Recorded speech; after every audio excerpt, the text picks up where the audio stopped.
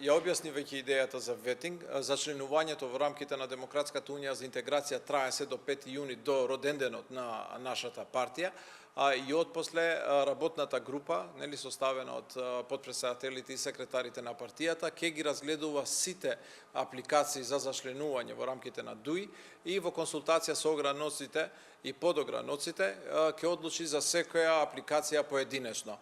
Тоа е првиот степен на ветинг во рамките на Демократската унија за интеграција, додека второстепениот ветинг за извршување на функција за избрани именувани лица ќе треба да го почека законот, но тоа не е пречка за ДУИ да импровизира ветинг и на второстепената проверка за тие кои што ќе не бидат кандидати за носители на функции.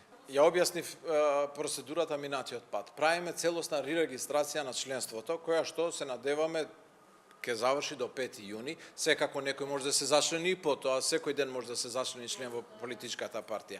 Отпосле, нели, правиме ветинг на членството во консултација со ограноците и со подограноците, затоа што секој може да пополни формулар, но тоа не значи дека автоматски станува член.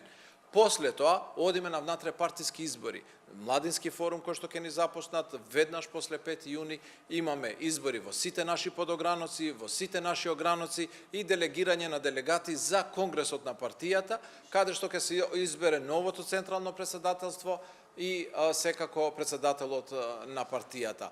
Додека второстепениот ветинг е за функционери, тоа е за избрани именувани лица. Се надеваме дека тоа ќе го решиме законски, а ако не го решиме законски, секако дека ДУИ ќе си го направи самата.